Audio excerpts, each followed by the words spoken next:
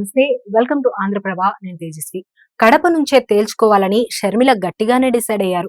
Kadapa parliament స్థానం నుంచి కాంగ్రెస్ అభ్యర్థిగా బరిలో దిగారు.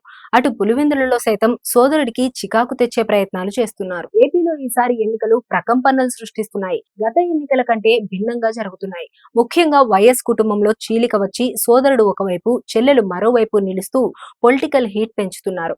కడప వేదికగా కుటుంబ సభ్యుల మధ్య జరుగుతున్న రాజకీయం పతాక స్థాయికి చేరుకుంది.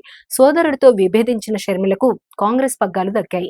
కాంగ్రెస్ కి జవసత్వాలు నింపడానికి షర్మిల గట్టిగానే ప్రయత్నాలు చేస్తున్నారు. ఈ క్రమంలో కడప రాజకీయాలు దడపుట్టిస్తున్నాయి. కడప నుంచే తేల్చుకోవాలని షర్మిల గట్టిగానే డిసైడ్ అయ్యారు. కడప పార్లమెంటు స్థానం నుంచి కాంగ్రెస్ అభ్యర్థిగా బరిలో దిగారు.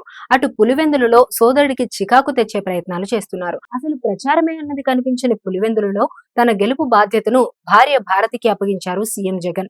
కడపలో వైసీపీ దూకుడుకు చెక్ పెట్టాలని షర్మిల భావిస్తున్నారు.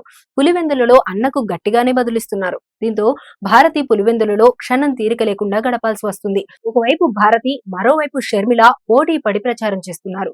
ఒకరి వ్యాఖ్యలపై ఒకరు గట్టిగానే రిప్లై ఇస్తున్నారు. ఇటీవల ఓ ఇంటర్వ్యూలో వైఎస్ భారతి ఏపీలో వైసీపీనే సింగిల్ ప్లేయర్ అంటూ చెప్పుకొచ్చారు. దీనికి కౌంటర్ ఇచ్చారు షర్మిల.